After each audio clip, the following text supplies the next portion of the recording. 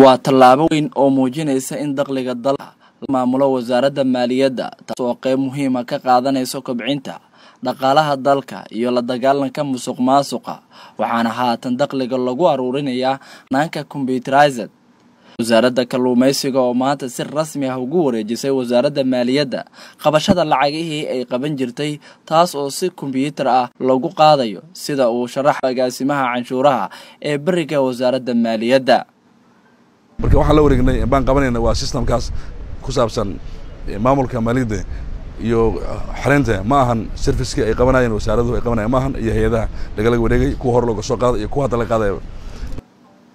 systemkan ee lagu aruurinayo canshuuraha dalka ayaa qayb muhiim ah ka qaadanayo la socodka canshuurta dalka iyo meesha ay marayso wasaaradda kalluumaysiga ayaa arrintan ku tilmaamtay mid muujinaysa horu socodka dawladnimada iyo soo noolaynta ilaha dakhliga dalka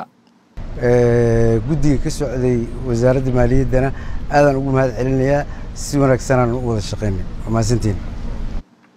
wasiir ku-xigeenka wasaaradda maaliyadda mudane cabdullaahi sheekh cali ibraahim ayaa sheegay in arrintan ay wasaaraddu ay wado ay tahay go'aan ka soo baxay golaha wasiirada ee xukuumadda federaalka ee Soomaaliya waxaayna door muuqda ka qaadanaysaa mideynta ilaha dakhliga dalka taasoo qurxinaysa muuqaalka heekalka dawladnimo waa system dawladda ka dhaxeeya way kulligeed oo ninkii doona uu arki karo maxaa dakhli ah soo galay